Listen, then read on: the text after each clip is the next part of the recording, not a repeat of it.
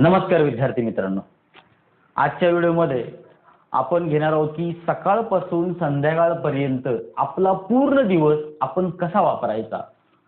सकाळी उठल्यापासून ते रात्री झोपेपर्यंत कोणत्या प्रकारचा अभ्यास करायचा किंवा कोणत्या विषयाला किती वेळ द्यायचा याबद्दल आज आपण सविस्तर माहिती घेणार आहोत. चला तर मग या व्हिडिओला सुरुवात करूयात. सुरुवातीला माझे भरपूर मित्र असे आहेत की ते काही जण 4 वाजता उठतात, काही जण 5 वाजता उठतात, काही 6 वाजता उठतात. पण आपण सरासरी जर काढायला गेलं तर 6 वाजता धरूया. 6 वाजता जर उठल्यानंतर तुम्ही जर फ्रेश होऊन जर ग्राउंडला गेलो, ग्राउंडला गेल्यानंतर 1 तास 2 तास व्यायाम केल्यानंतर ज्यावेळेस आपण घरी परत येतो, नाश्ता पाणी अंघोळ वगैरे करण्यात आपला वेळ जातो निघून. तिथून पुढं म्हणजे पूर्ण आपलं सकाळचं पूर्ण काम होऊन आपल्याला बरोबर आपण 9 वाजेपर्यंत तयार होतो. तर सुरुवातीला विषय घ्यायचा कोणता हा विषय असतो मोठा, की विषय सुरुवातीला पहिला घ्यायचा कोणता. तर मित्रांनो, सुरुवातीला जर आपण पहिल्यांदा विषय घ्यायचा असेल तर तो मराठी व्याकरण घ्यायचा. मराठी व्याकरण का, तर मराठी व्याकरणला आपल्याला 25 मार्काचा प्रश्न विचारला जातो आणि मराठी व्याकरण सुरुवातीला जेव्हा आपण अभ्यासाला सुरू करतो थोडंसं किचकट वाटतं आपल्याला. त्यामुळे आपण जर फ्रेश माइंडनुसार जर तो मराठी व्याकरण जर आपण अभ्यासाला सुरुवात केली तर त्याचा आपल्याला फायदा होणार आहे मित्रांनो. म्हणजे सकाळी 9 ते 11 या दरम्यान जर तुम्ही मराठी व्याकरण जर घेतलं तर तुम्हाला तो समजायला खूप फायदेशीर होईल. आणि काय होईल, 9 ते 11 मध्ये तुम्ही नाही जरी म्हटले तर तुमचे 2 किंवा 3 टॉपिक तुमचे क्लिअर होतात. टॉपिक क्लिअर झाल्यानंतर की साधारणतः आपल्याला अर्धा तास तर भेटतोच. म्हणजे 2 ते 3 टॉपिक पूर्ण व्हायला तास दीड तास खूप झाला. त्यातनं 15-20 मिनिटं जे शिल्लक राहतात त्या 15-20 मिनिटांमध्ये तुम्ही जेवढं वाचलेलं आहे ते नोट डाऊन करून घ्यायचं मित्रांनो. कारण नोट डाऊन हे खूप महत्त्वाचं आहे. जोपर्यंत आपण ते नोट डाऊन करून घेत नाही त्याच्याने काय होणार आहे, आपल्याला वाचलं की ते निघून जातं, वाचलं की निघून जातं. पण तुम्ही जर नोट डाऊन करून घेतलं तर ते कायमस्वरूपी ध्यानात राहतं आणि ते तुमच्याकडे त्याचं मटेरियलही राहतं तुमचं नोट डाऊन केलेलं, की तुम्ही काय काय माहिती काढलेली आहे काय त्याबद्दल. त्यानंतर तुम्ही जर 11 ते 1 कोणताही विषय घेऊ शकता तुम्ही. भूगोल घ्या, म्हणजे जीकेचा कोणताही विषय, भूगोल, इतिहास, नागरिकशास्त्र किंवा समाज सुधारक एखादे घेऊ शकता. मला तर असं वाटतं की ह्या विषयाला कुठलाही विषय का सांगितला मी, कारण की ह्या विषयाला कसं भूगोलला 4-5 मार्काचा प्रश्न विचारला जातो, इतिहासला 1-2 मार्काचे प्रश्न विचारले जातात, विज्ञानला 2-3 मार्काचे प्रश्न विचारलेले जातात. म्हणजे कसं हा पूर्ण जीके पूर्ण टॉपिक जीकेचा साधारणतः 20 ते 25 मार्काला विचारला जातो तो पण प्रत्येक विषयाचे डिवाइड केले जातात. म्हणून मला तर असं वाटतं प्रत्येक विषयाला एवढं म्हणजे वेळ न देता आपण जर एक सह्याद्रीचं जर पुस्तक आहे तो ठोकळा, तुम्हाला गेल्या व्हिडिओमध्ये पण मी तुम्हाला सांगितलं होतं. तर ठोकळ्यामध्ये कसं आहे 1 लाईन क्वेश्चन आहे आणि आपल्याला फक्त तक्ते पास करायचे आहेत. भूगोल असेल, इतिहास असेल किंवा विज्ञानाचा असेल, तक्ते खूप महत्त्वाचे आहेत. जोपर्यंत तुमचे तक्ते डोक्यात राहणार नाहीत ना तोपर्यंत काही नाही. एकदा डोक्यात जर तक्ते एकदा फिट झाले की तुम्हाला भूगोल, इतिहास किंवा विज्ञानाचं जास्त वेगळं वाचायची गरज पडणार नाही. कारण की सगळं काय आहे ते तक्त्यामध्ये असतं मित्रांनो. तक्ते एकदा ध्यानात राहिले की खूप असं नाही म्हटलं तुमचं 90 ते 95% अभ्यास तुमचा क्लिअर होतो त्या विषयाचा. म्हणजे भूगोल तुमचं जर तक्ते असतील तर भूगोल पूर्ण क्लिअर होऊन जातो. भूगोलला वेगळं पुस्तक घेऊन तो अभ्यास करायची एवढी काही विशेष गरज पडणार नाहीये. त्याच्यानंतर मित्रांनो 11 ते 1 झालं की 1 ते 3 आता खूप जण म्हणतात की 2 तास 1 ते 3 जेवण आणि आराम.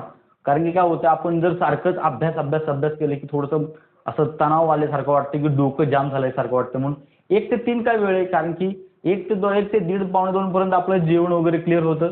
तिथून पुढे मग थोडंसं तुम्ही रिलॅक्स होऊ शकता, थोडंसं मित्रांशी गप्पा मारू शकता किंवा तुमचा मोबाईल आहे तो मोबाईलवरती थोडंसं नवीन जुनं काय आलेलं आहे का अपडेटमध्ये तुम्ही चेक करू शकता की की कुठले चालू घडामोडी काय आलेलं आहे का किंवा मार्केटमध्ये कुठलं काही नवीन विषय चालू आहे का त्याबद्दलचं अपडेट सारखं मोबाईलवरती येत राहतात. आजवर सुरुवातीला कसं आपण टीव्ही बघायचो किंवा पेपर सारखं चालायचो, पण आज आपल्या मोबाईलमध्येच म्हणजे एक असं गॅजेट आलेलं आहे की त्याच्यामध्ये सर्व काही येतं. म्हणजे प्रत्येकी 5-5 मिनिटाचं सुद्धा पूर्ण क्लिअर येतं त्याच्यामध्ये. त्यामुळे मला असं वाटतं की तुम्ही तेवढं 1 तास 2 तास जर मोबाईलमध्ये जर ठेवला किंवा तुमच्या मित्रांमध्ये जर गप्पा मारल्या की तुम्हाला नवीन गोष्टी कळायला सुरू होतात आणि थोडंसं माइंड पण फ्रेश होतं. आणि त्याच्यानंतर म्हणजे 3 ते 6 म्हणा किंवा 3 ते 5 म्हणा, तुम्ही काय करायचं, साधारणतः गणित हा विषय घ्यायचा. कारण की तो विषय म्हणजे तो काळ म्हणजे 3 ते 5 किंवा 3 ते 6चा जो काळ आहे तो माणसाला अक्षरशः असं जड झाल्यासारखं वाटतं. असं वाटतं की आता नाही सगळं ठेवून देऊन आता मस्त एक झपकी घ्यावी म्हणजे झोप घ्यावी असं वाटतं. पण मित्रांनो, तुम्ही जर ह्या वेळेस जर तुम्ही जर झोप घेतली तर तुमचं वजन वाढायचं काम हाच वेळ करतो. कारण की दुपारचं आपण जेवण मस्त केलेलं असतं, अशी झोप जर घेतली, कारण की आपली हालचाल जास्त नसते. हालचाल नसल्यामुळे काय होते, झोप जर जास्त घेतली की आपलं साहजिक गोष्ट आपलं वजन वाढणार. त्याचा इफेक्ट तुम्हाला फिजिकलवरती होणार आहे की जेव्हा रनिंग करताना दम लागणे म्हणा किंवा लव हँडल म्हणजे साईड फॅट वाढायला सुरू होतो. कारण की आपण जास्त करून जे विद्यार्थी अभ्यास करतात ते खूप सारखे बसून असतात सारखे. त्याच्यामुळे कसं तुमचा हा पोटाचा घेराव खूप वाढायला खूप मदत होतं. म्हणजे मदत म्हणण्यापेक्षा खूप त्रास होतो त्या गोष्टीचा. आपल्याला परत ते कमी करायचं असतं, परत फिजिकली इन्क्रीज करायचं असतं. सध्याच्या मार्केटमध्ये सध्याला असं चाललेलं आहे की फिजिकल जोपर्यंत आजवर काय म्हणजे आधीच्या मुलांचं काय होतं की जागा जास्त होत्या आणि मुलं कमी होती. त्याच्यामुळं फिजिकलला मार्क कमी जरी पडलेले असतील तर लेखीला ते कव्हर करून भरती होत होते. पण सध्याला कसं जागा सुद्धा कमी आहेत आणि कॉम्पिटिशन अफाट वाढलेलं आहे. म्हणजे अक्षरशः की तुम्ही कोणत्याही ठिकाणी गेला तर त्या ठिकाणी तुम्हाला पोलीस भरतीची एखादी अकॅडमी किंवा पोलीस भरतीची पोरं व्यायाम करताना तुम्हाला किंवा अभ्यास करताना दिसणारच, एवढं झालेलं आहे. मग त्याच्यामुळं तुमचं असं दुपारचं झोपणं वगैरे तुम्ही सहसा टाळायचं असं मला तर असं वाटतं, तुम्ही टाळावं ते. मग ते झोप टाळण्यासाठी काय करायचं, तो गणित विषय घ्यायचा. गणित तुम्हाला गेल्या वेळेस पण सांगितलं होतं, गणित सगळ्या लोकांची म्हणजे प्रत्येकाची झोप उडवतं अक्षरशः. मग तुम्ही जर अंकगणित जर घेतलं तर अंकगणितामध्ये तुम्हाला गेल्या वेळेस मी पुस्तकं सांगितलेलं, आधीच्या व्हिडिओमध्ये सांगितलेलं की कोणती कोणती पुस्तकं वापरायची अंकगणितासाठी. त्यातल्या तुम्हाला मी गेल्या वेळेस पण सांगितलं होतं राण्यांचं पुस्तक का घ्यायचं, कारण की राण्यांची पुस्तकं अशी आहेत की त्यांची जी गणितं आहेत ते जशीच्या तशी पोलीस भरतीला पडलेली आहेत मित्रांनो, जशीच्या तशीच. मग त्यासाठी तुम्ही ते गणित वगैरे घेऊ शकता आणि मग 4:30-5 म्हणजे 5-5:30च्या दरम्यान थोडा वेळ स्टॉप करून एक अर्धाभर तास तुम्ही इकडं तिकडं वॉकिंग करून येऊ शकता. मग वॉक वगैरे करून आलं की थोडंसं फ्रेश वगैरे नाश्ता पाणी, कुणाला काही ते खाऊ वाटतं, कुणाला चहा पिऊ वाटतं, थोडंसं येऊ शकता. आणि त्याच्यानंतर मात्र 6 ते 8 म्हणजे हा जो वेळ आहे तो रिव्हिजनचा आहे मित्रांनो. रिव्हिजन म्हणजे कसं की आपण समजा सकाळी कुठला विषय घेतलाय, मराठी व्याकरण घेतलेला आहे, मराठीनंतर कुठला भूगोल घेतला असेल, कोणी इतिहास घेतोय, कोण विज्ञान घेतं, ह्याचे जे नोट्स काढलेले असतात आपण नोट्स, हे नोट्सचे रिव्हिजन होणं खूप महत्त्वाचं मित्रांनो. ते रिव्हिजन घ्यायचं. ते रिव्हिजन घेतल्यानंतर एक संभाव्य प्रश्नपत्रिका सोडवायची. बघा मित्रांनो, एक संभाव्य प्रश्नपत्रिका सोडवायची म्हणजे सोडवायचीच 8 वाजेपर्यंत. आणि 8 वाजता ती संभाव्य प्रश्नपत्रिका सोडून झाली की मग तुम्ही डिवाइड करायचे, किती मार्क कुठं पडले, काय झालं काय. ते झालं की त्याच्यानंतर मग तुम्ही 8 वाजता जेवण वगैरे करू शकता. 8-8:30 पर्यंत जेवण होतं, 8:45 पर्यंत एखादा शतपावली करून येतात मस्तपैकी. आणि ते आल्यानंतर मग मात्र तुम्ही काय करा, तुम्ही म्हणता कुठं रात्री झोपायच्या आधी कोणता विषय घेऊ. आता इतिहास वगैरे किंवा भूगोल वगैरे परत जर विषय घेतला तर साधी गोष्ट झोप येणार, परत तुम्हाला जास्त वेळ थांबा. मग त्यावेळेस मात्र काय करायचं मित्रांनो की बुद्धिमत्ता हा टॉपिक घ्यायचा. बुद्धिमत्ता टॉपिक काय होईल की तो तुम्हाला आणखी हे करायला मदत करेल की नाही आता झोप नाही, पहिल्यांदा बुद्धिमत्ता कमीत कमी माझा एक टॉपिक तर झाला पाहिजे.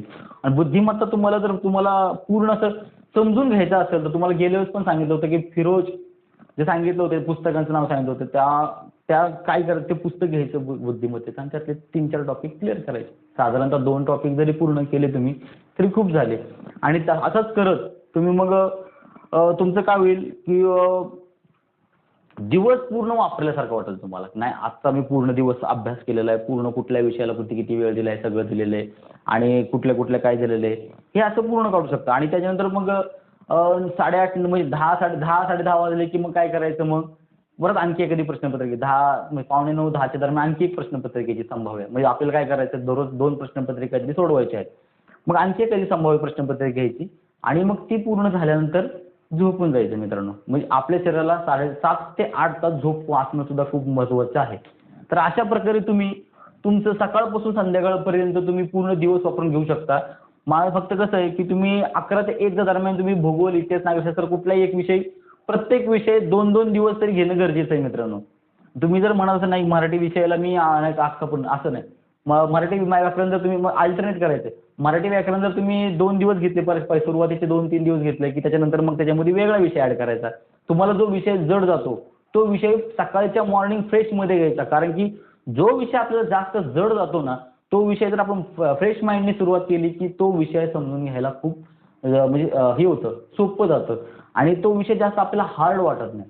त्याच्यामुळं मग प्रत्येकी 3 दिवसानंतर किंवा 2 दिवसानंतर प्रत्येकाच्या कॅपॅसिटीनुसार तो आपल्या विषय आपल्याला सायकलनुसार चेंज करायचे आपल्याला. की समजा आपण मराठी व्याकरण सुरुवातीला 9 ते 11 मध्ये घेतलंय की नंतर काय करायचं आपल्याला इतिहासाला जास्त प्रश्न विचारले जात नाहीत, 2 किंवा 3 प्रश्न विचारले जातात. मग काय करायचं आपण मराठी व्याकरण गाळायचं आणि त्याच ठिकाणी इतिहास घ्यायचा. 2 दिवस इतिहास घ्यायचा आणि त्याच्यानंतर मग परत असं विज्ञान घ्यायचा, म्हणजे असं सर्कल करायचं पूर्ण. कारण तुम्ही जर दररोज फक्त जो टाइम टेबल लिहून ठेवला आहे तो जर करत गेले तर चांगली गोष्ट आहे म्हणा, पण तुम्ही जर अल्टरनेट करत गेला तर तुम्हाला फायदा काय होणार आहे की तुम्हाला तो आळस म्हणा किंवा काय असेल तो येणार नाही, एकदम म्हणजे अजिबात येणार नाहीये. अशा प्रकारे तुम्ही तुमचं शेड्यूल आखून घ्या. कोणत्या विषयाला किती वेळ द्यायचा, कुठं काय करायचं ह्याबद्दलचा पूर्ण आराखडा तयार करा. म्हणजे काय होईल माहिती, तुमच्या अभ्यासाची जी सुरुवात आहे किंवा जी पूर्ण रीत ती तुम्हाला सवय लागून जाईल आणि तुमच्या भविष्याला तुम्हाला म्हणजे त्या भविष्यासाठी तुम्हाला ते सोपं जाणार आहे. ठीक आहे. व्हिडिओ आवडला तर लाईक करायला विसरू नका. धन्यवाद.